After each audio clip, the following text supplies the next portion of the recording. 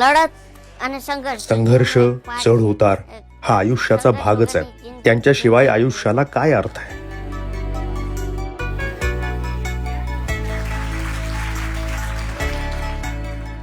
माझं नाव गणेश बारिया. माझी उंची 3 फूट आहे आणि वजन 20 किलो.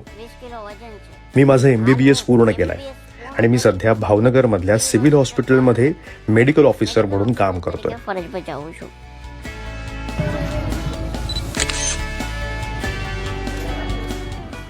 भावनगरचे वैद्यकीय अधिकारी गणेश बारिया यांना लोक छोटे डॉक्टर म्हणूनही ओळखतात. जेव्हा मी प्राथमिक शाळेत होतो तेव्हा सर्कस मधल्या लोकांनी माझ्या वडिलांना 5 लाख रुपये देऊ केले होते मी सर्कस मध्ये येण्यासाठी. पण वडिलांनी तो प्रस्ताव नाकारला आणि त्यांनी मला पुढे शिकवलं. माझ्यासाठी ती मोठी प्रेरणा होती.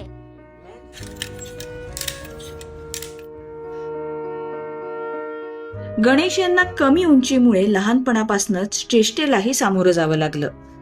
5 કિલોમીટર નિશાળ ગામથી નિશાળ છે પ્રાથમિક.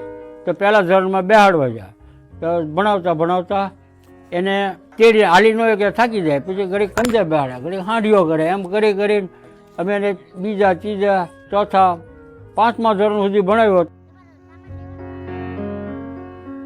એટલે મેં પછી એને રૂમે લઈ ગયો અને ફેરવો, તેડીને ફેરવો અને બધાને પરિચય કરાવ્યો કે આ બાળક 9મા ધોરણમાં પ્રવેશ લેવા આવ્યું છે. એટલે બધા ખૂબ દાંત કરતા, કવડો કેવો 9મા.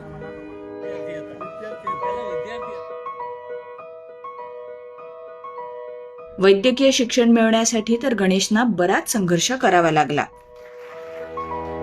12वी सायन्स आणि त्यानंतर नीटची परीक्षा दिल्यानंतर मी MBBS ला प्रवेश घेतला. पण शारीरिक कमतरतेमुळे मेडिकल काउन्सिल ऑफ इंडियानी माझा अर्ज नाकारला. ते वर्ष होतं 2018. त्यावेळेस प्रचंड निराश झालो. आशेचा कोणताही किरण मला समोर दिसत नव्हता. गणेशना MBBS ला प्रवेश मिळावा म्हणून त्यांचे शिक्षक दलपत भाई आणि राजवंत भाई हायकोर्टात गेले, पण ते केस हरले. हायकोर्टात हरल्यानंतर मी निराश झालो होतो. मला काही पुढे मार्गच दिसत नव्हता आणि पुढे काय करावं हेही कळत नव्हतं. मी निराश झालो होतो कारण माझं डॉक्टर होण्याचं स्वप्न पूर्ण होताना दिसत नव्हतं. त्यानंतर सुप्रीम कोर्टाचा निर्णय मात्र गणेशच्या बाजूने आला. 22 ऑक्टोबर 2018 सुप्रीम कोर्टानं असं म्हटलं की शारीरिक कमतरतेमुळे MBBS ला प्रवेश नाकारला जाऊ शकत नाही. दलपत कटारिया दिल्लीला गेले होते. वकील कोर्टातनं बाहेर आले आणि आपण खटला जिंकला आहे त्यांनी सांगितलं. तेव्हा मी सुप्रीम कोर्टाच्या आवारातच 1.5-2 तास नुसता रडत होतो.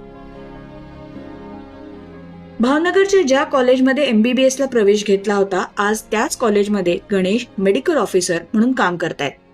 मी जेव्हा हॉस्पिटलमध्ये जातो तेव्हा पेशंटना आश्चर्य वाटतं, पण मग हळूहळू लोक सहकार्य करायला लागतात. माझ्या उंचीचा फायदा म्हणजे छोटी मुलं माझ्याशी खूप छान बोलतात. त्यांच्या छोट्या समस्या ते मला सांगतात, जे ते इतरांना सांगू शकत नाहीत. माझ्यासाठी ही मोठी जमेची बाजू आहे. संघर्षाशिवाय आयुष्य नाही. तुम्ही तुमच्या ध्येयाच्या दिशेनं जात असता.